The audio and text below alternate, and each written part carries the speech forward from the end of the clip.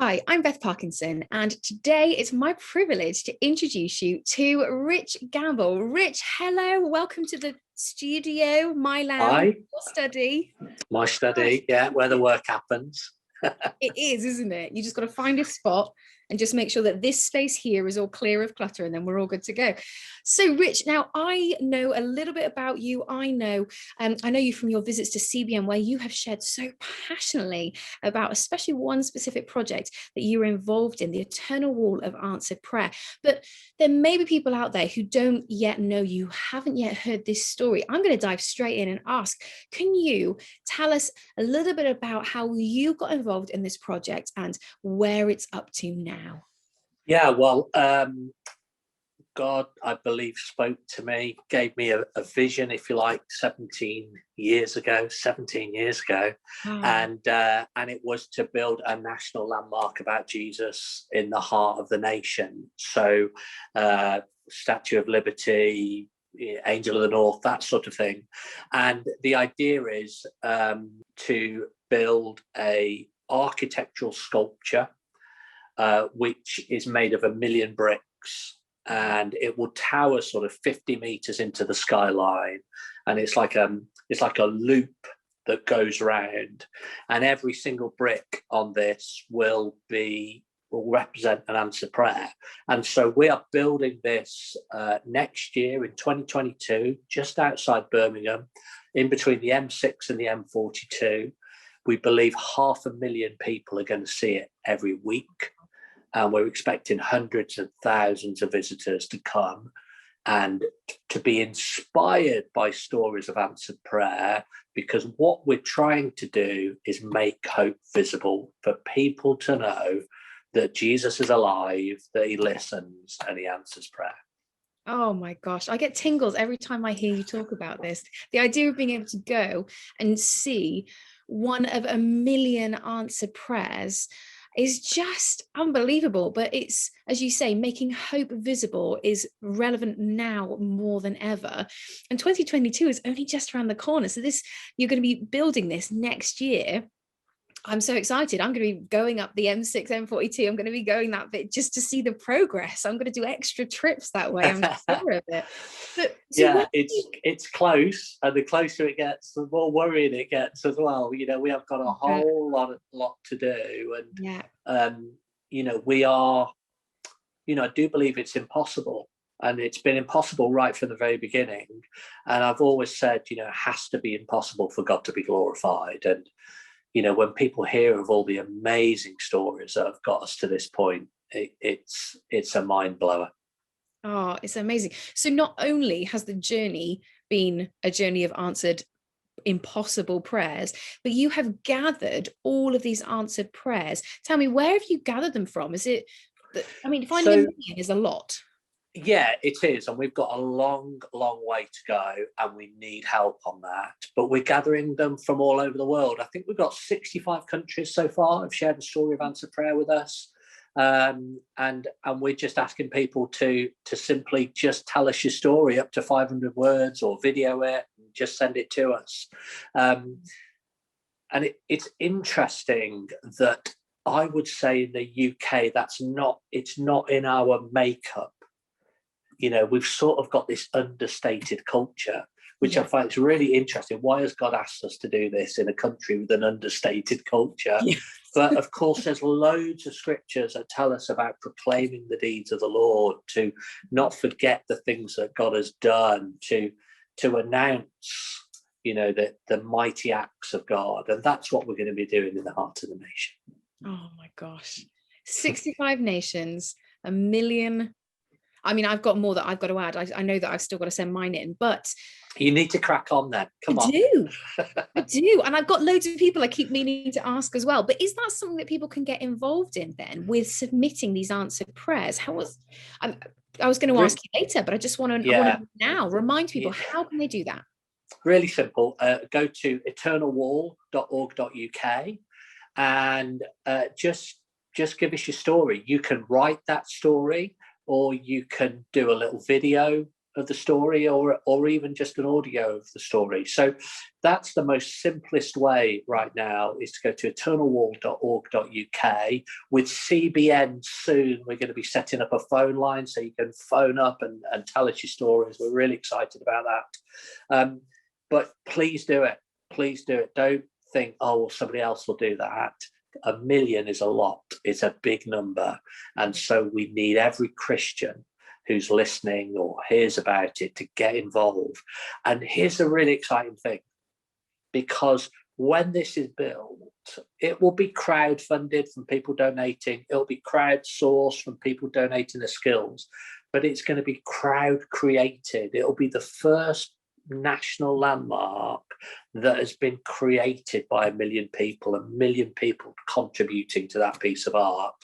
And the exciting thing for me is that in 100 years' time, somebody's going to read your story. Oh, wow. Somebody is going to type in through an app or whatever they're using in 100 years' time, their storm of life. And then they're going to read your story and hear how you cried out to Jesus and see what Jesus did. And it's going to give them hope. Oh, wow. Oh my gosh. Something that's been a real rock for me in some of my journey is there's the verse in Revelation, and it says, and the saints, they overcame by the blood of the Lamb and the power of the word of their testimony. Yeah. And for me, that has been such a motivation for me to do the work that I do, where I'm sharing different testimonies, because I'm reminded that actually it's part of the reason that God called us to be community, because sharing testimony reminds us of how good and how awesome God is. So to have this amazing monument, as you say, it goes beyond us. It creates this legacy for the generations to come, for the people that are walking a similar path to any of us, and to know they're not alone, but also that God hears and answers. It's just mind-blowing. But tell me, it's going to be hard to choose, but do you have a favorite testimony that's come in so far? I think it varies from week to week, really.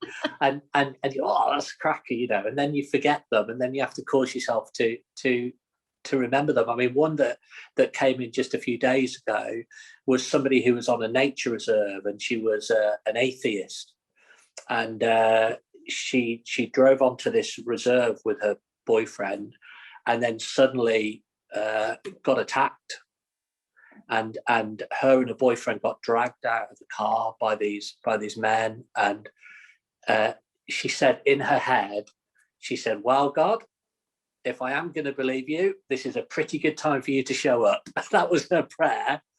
And the moment she finished praying it, suddenly these guys just ran away in the middle of attacking them. Oh. So I really like that, because I like the naturalness of the prayer, and but of course we have such a wide variety of people getting lost at sea, losing all their navigation skills, and just praying.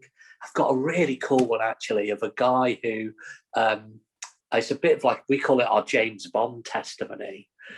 We've had to change the names and even the places, but he was basically doing some work for the gospel in a very difficult country, and the religious police sort of found out about it. So he is riding on his motorbike, James Bond style, trying to escape from them, and his guide who was on the bike fell off, and he just kept on going, and he got to the hill outside this massive city.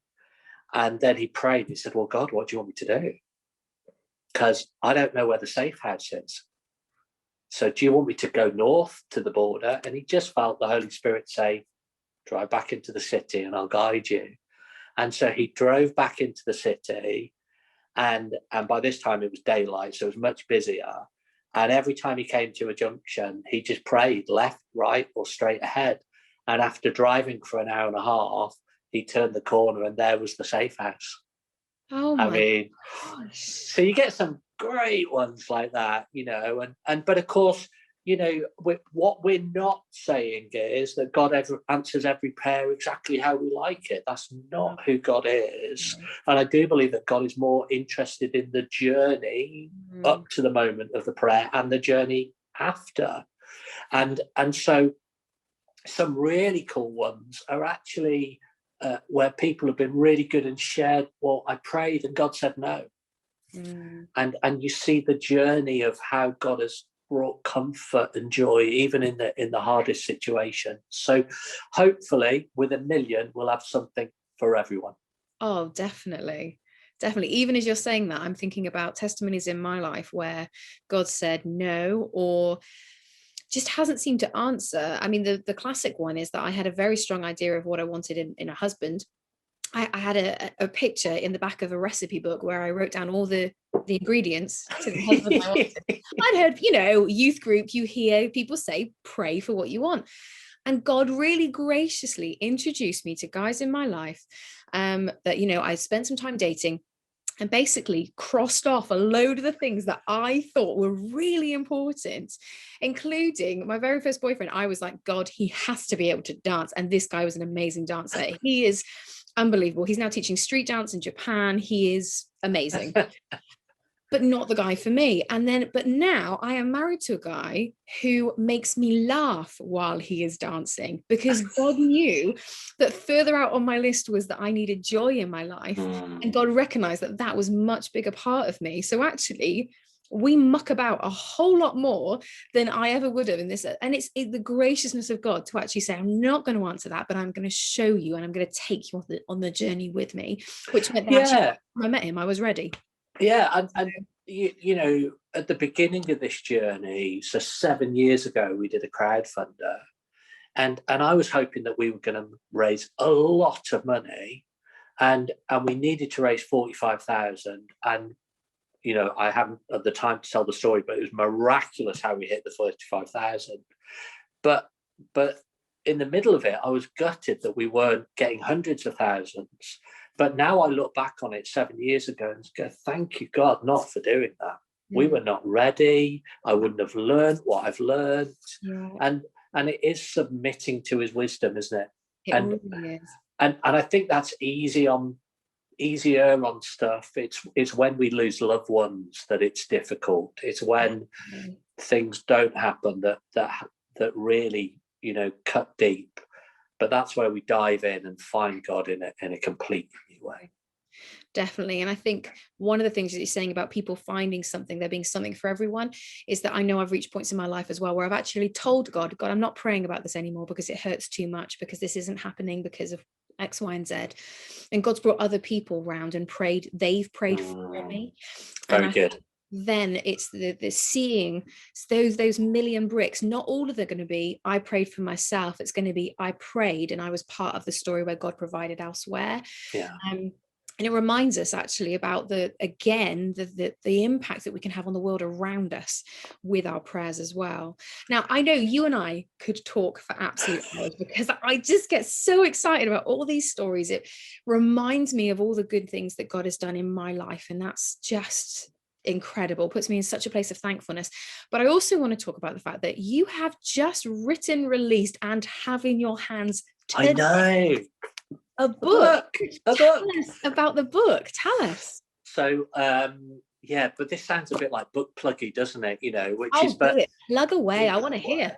Well, I suppose what sort of started happening, the book's called Remember, Revealing the Eternal Power of Answered Prayer. And when I sort of started on the journey, I thought God was going to teach me loads about prayer, which he has. But I started reading through the scriptures and just seeing how much there is in the scriptures about remembrance.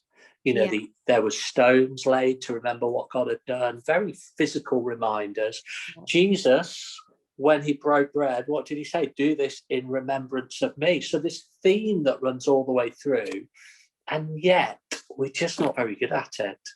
It's true. And I, if you meet somebody and you go, oh, can you tell me a time when God didn't answer prayer? And because there's normally a pain with that, yes, top of our list. Yeah. And you go, can you remember sometimes when God did answer a prayer? And often people really struggle. And Deuteronomy 4 verse 9 says, don't let the things that you've seen fade from your heart, fade from your memory, pass them on to your children and your children's children. And so this book that I've written is basically looking at that tradition, and encouraging people to remember, and really explaining why remembering can help you on a daily basis in your devotional life. And of course, we packed it with loads of answered prayer stories, and loads of really cool answered prayer stories from history as well, you know, from the 1800s. God was still moving then. So yeah, we'll see what people think. But if you're not sure about why would we build this eternal wall, hopefully when you read the book and see the importance that God puts on remembering, then maybe the penny will drop. Oh, that's beautiful. I'm going to definitely be ordering one of those for myself. I like you say, the stories in the Bible where, you know, the Israelites are told, lay some stones down. I fully get that, because I'm like, you know, if you're not looking where you're going, you'll trip over them. I think they'll probably too big to trip over. But actually, set something physical in place that will remind you that actually you can't avoid, you can't forget. There is something big there that reminds you of the goodness of God. Because as you say, it's so easy to kind of pick up the things that have caused us pain or disappointment, you know, unmet expectations. But everybody recognizes, science across the world recognizes that actually remembering things and being grateful, being thankful is so good for you, for mentally, physically, everything. It has this amazing overflow in your life. And it reminds me that actually God isn't just doing it to say, no, you have to tell me how awesome I am. He's saying, no, it does your soul good. Because it reminds you of how much I love you. It recalibrates your mind. You know, if you remember a moment, if you can remember a moment where God answered a prayer for you, and that moment you just feel fantastic. And then of course, you know, years later you're watching the news, your social media feeds telling you stuff, people at work are telling you stuff, and it can just really dampen you down. And particularly now where everything is so bleak. And you have to then go, wait a second, who's sovereign here? Who's in charge? And then your next question is he for me? Well, if you go back to the stories of when God answered prayer, you remember those moments, you remember that he's for you, and then it really gives you that faith fuel to press in and pray for the next thing that you need to call on God for. And that may be personal, that may be much bigger, it may be praying for your country. So we've got in this book stories of when whole nations prayed to God and what he did. So it's important to remember. Definitely. That's the bottom line. The bottom line, definitely. So for anyone who is wanting to get involved, obviously we've mentioned the website already, but anyone who's wanting to get involved, find out more, find your book, how is it all on a website? Where is the best place for people to find you? Go to eternalwall.org.uk. We really simply need three things. We need, number one, stories of answered prayer, which we've talked about already. We need volunteers. We have so many jobs to do, and one of them is just capturing all the stories through history that God's done. We need people to read books and tell us the stories that they find in there. Loads of different things we need help on. And then we need finance, of course, to get this running. And so, you know, be moved on the bit that you moved on and get involved. And I'm excited to have a little plaque on Eternal Wall that says sort of like, you know, this was crowdfunded by so many tens of thousands of people. This was crowdsourced by, you know, more than 1,000 volunteers, and then this was crowd created by 1 million, but ultimately this was built by one God who is alive, who listens and answers. That's what we're shooting for. So please get involved, please be part of it, because we are making history here and we're affecting the generations that are going to come after us. Oh, Rich, I always end up so encouraged talking to you, talking about this. And I would definitely encourage anyone who is watching today, share this don't just like share the thing, share the interview and like it.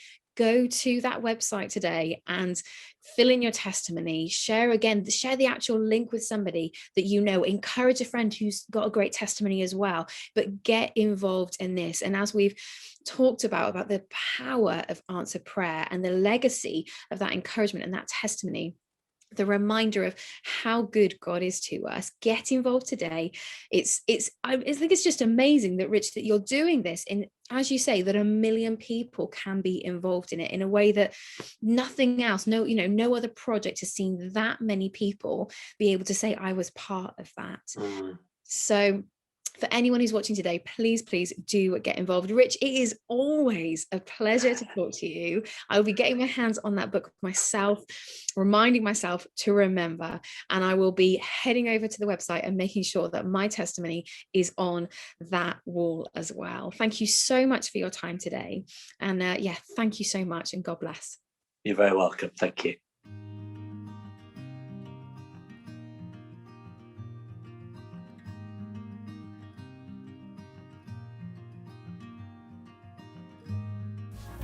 Thank you so much for watching. Don't forget to like and subscribe. You can also get more content from us over on Facebook or on Instagram. See you soon.